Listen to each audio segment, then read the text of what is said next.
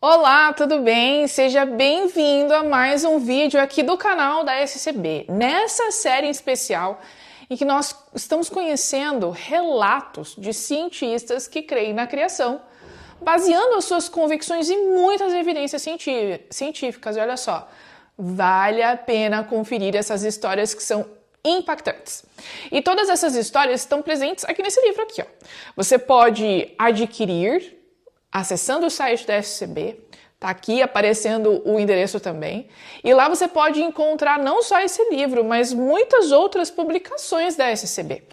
Além disso, claro, eu não posso deixar de pedir a você para que você apoie a SCB de outra forma também, além de poder adquirir o livro, né? Não precisa ser só com dinheiro. Mas se você der o seu joinha, se inscrever no canal e compartilhar esse vídeo com outras pessoas, isso é muito importante porque o YouTube recomenda esse vídeo para quem quer conhecer mais desse assunto. Então, se inscreva no canal, comente o vídeo, compartilhe com seus amigos, dê o joinha para que mais pessoas possam conhecer sobre o nosso Criador. Vamos lá para o conteúdo de hoje?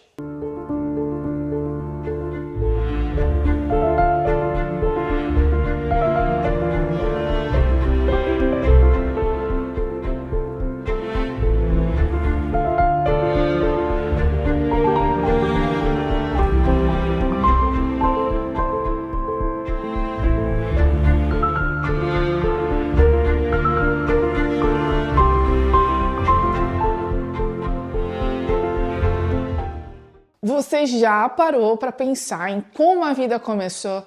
De onde veio tanta ordem, tanta precisão e tanta beleza? Será que tudo isso é resultado do acaso? Ou existe por trás um plano, um propósito, um criador? Neste vídeo a gente vai conhecer a visão do biólogo Ariel Roth, doutor pela Universidade de Michigan e ex-diretor do Geoscience Research Institute, que passou a vida estudando a ciência, fósseis e biologia. E ele chegou a uma conclusão bastante surpreendente e interessante. Olha só, crer na criação é mais racional do que crer na evolução. É importante lembrar também que aqui na descrição desse vídeo está o link da biografia do Dr. Roth, para que você possa saber que ele existe e possa conhecer melhor o trabalho dele, né? Ele é um autor, cientista renomado, publicou vários livros falando sobre fé e ciência, tem muitos artigos publicados na revista Diálogo Universitário, em outras revistas, sites e fontes. Então, eu recomendo que você pesquise um pouquinho do trabalho do Dr. Roth, porque de fato é muito interessante. Muita gente acredita que a fé é coisa da religião e que a ciência é o domínio da razão. Mas vamos conhecer um pouquinho da perspectiva do Dr. Roth, ou seja, quais são as evidências que são apelativas, né, nesse diálogo entre fé e ciência? Muita gente acredita que a fé é coisa da religião e que a ciência é o domínio da razão.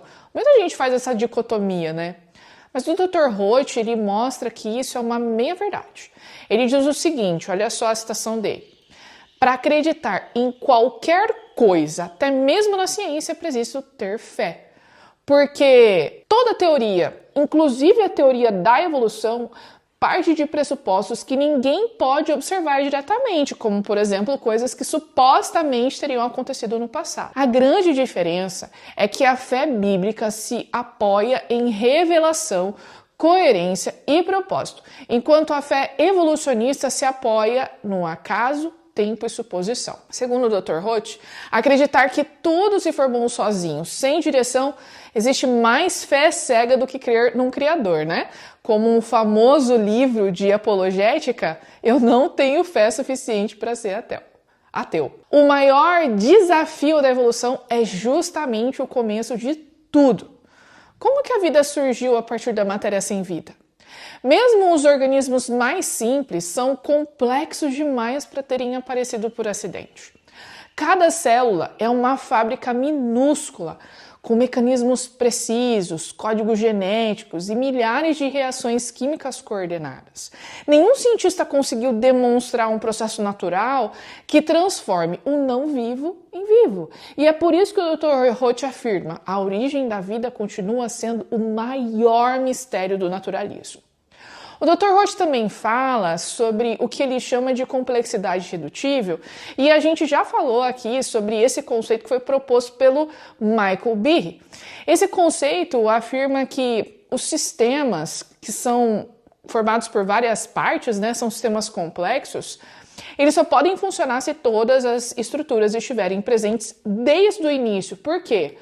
Porque se essas estruturas não estiverem juntas e funcionais, esse sistema não se torna útil e a seleção natural o eliminaria. Vou dar um exemplo aqui, ó. Veja, um músculo, ele é inútil sem o nervo que o aciona. Então você precisa ter um complexo do sistema nervoso, da comunicação com o músculo, para que ele possa funcionar. Se não tiver tudo isso funcionando direitinho, é inútil. Como é que o acaso poderia criar algo assim, passo a passo, se cada parte isolada não serve para nada? Agora imagina isso multiplicado por milhões de sistemas em cada organismo. O olho humano, por exemplo, tem mecanismos automáticos de foco, controle da luz, percepção de cor, profundidade, e tudo isso precisa, para funcionar em conjunto, desde o primeiro instante. E o cérebro? O cérebro tem mais de 100 bilhões de neurônios, trilhões de conexões, é o sistema mais complexo que nós conhecemos e não conhecemos completamente ainda. O Dr. Roth, ele questiona, como que um processo sem plano, sem inteligência, sem propósito poderia criar algo tão extraordinário? Ao longo da história, vários cientistas tentaram explicar como é que a vida teria evoluído. Vamos fazer uma breve retomada? Primeiro veio Lamarck, e ele disse que os organismos mudavam de acordo com o ambiente, num processo chamado de uso e desuso. Depois veio Darwin, com a ideia da seleção natural, né? naquele conceito em que aqueles que estão mais adaptados ao ambiente sobrevivem, e aqueles que não conseguem se adaptar são eliminados. Mas o Dr. Roth, ele aponta um problema simples e devastador. A seleção natural elimina essas partes inúteis do sistema, ou seja, ela destruiria essas etapas intermediárias antes que o sistema complexo surgisse. Por quê? Uma parte fundamental da ideia do Darwin é a questão do gradualismo. Para eu chegar do mais simples para o complexo, eu tenho como se fossem degraus dessa escadinha. Se tiver um degrau faltando, a escada não fica funcional. Então, o que acontece? A natureza o eliminaria. É um problema importante. Mais tarde veio outro cientista, o Dr. De Vries. O que ele fez? Ele disse que o motor, que é o criador, né? Que origem da criatividade, da formação, de todas essas novas estruturas e funções são as mutações.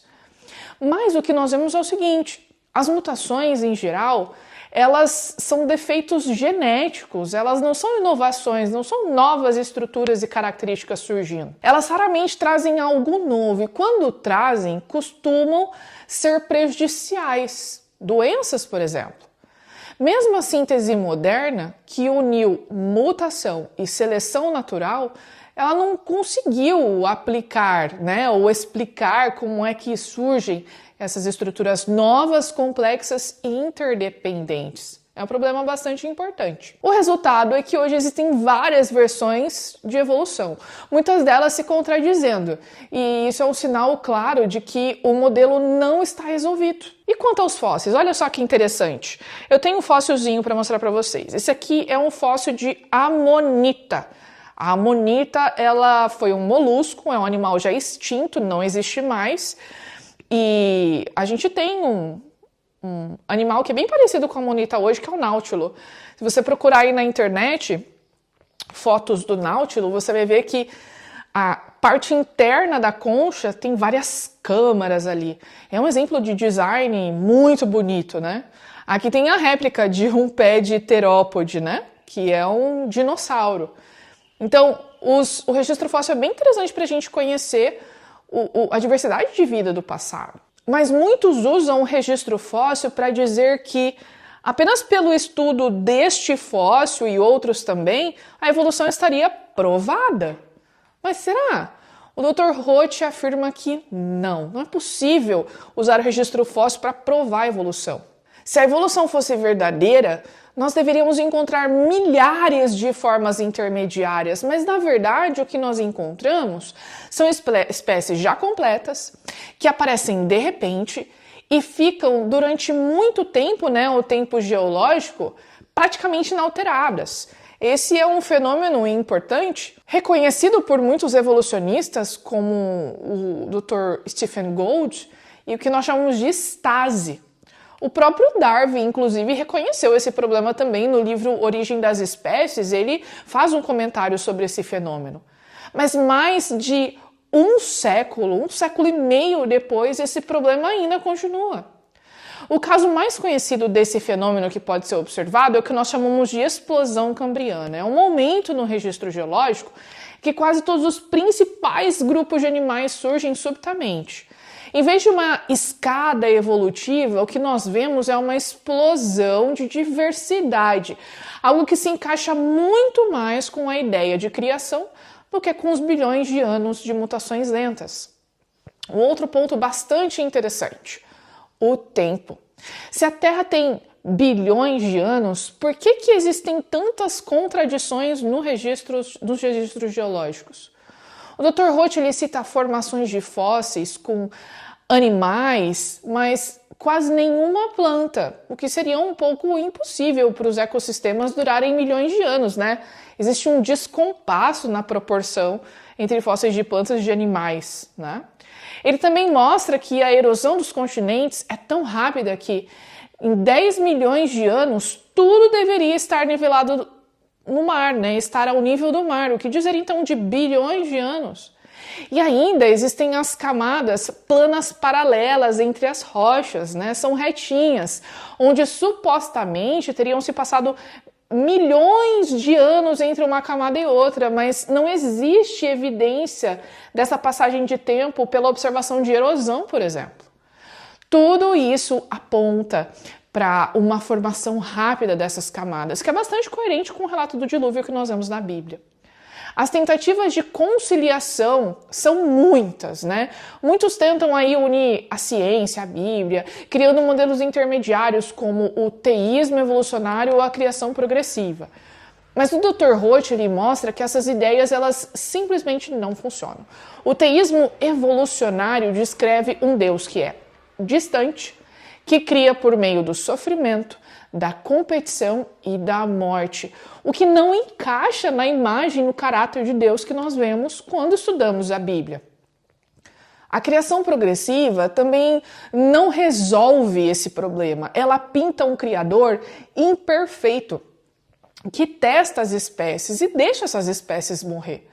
Nenhum desses modelos encontra respaldo, nem na ciência, nem nas escrituras. Agora, por que nós devemos crer, ou nós podemos crer na criação em 6 dias?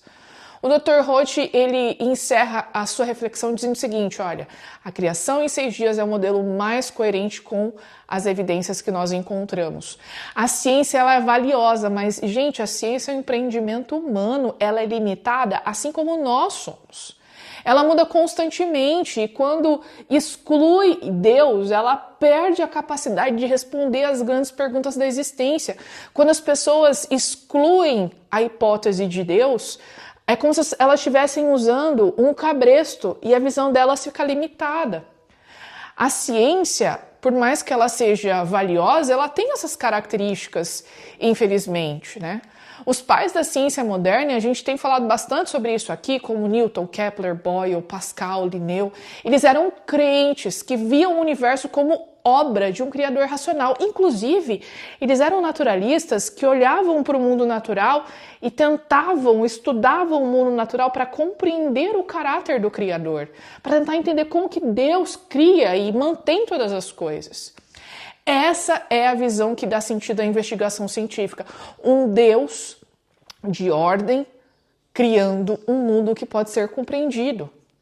A Bíblia, por sua vez, é coerente autêntica e confirmada pela história e pela arqueologia. Ela convida o ser humano a usar o quê? A razão e a fé. Não existe dicotomia. E ela oferece respostas que nenhuma teoria naturalista pode dar. Para o Dr. Roth, a criação não é um obstáculo para a ciência. Ela é, na verdade, o fundamento da verdadeira ciência. Por quê?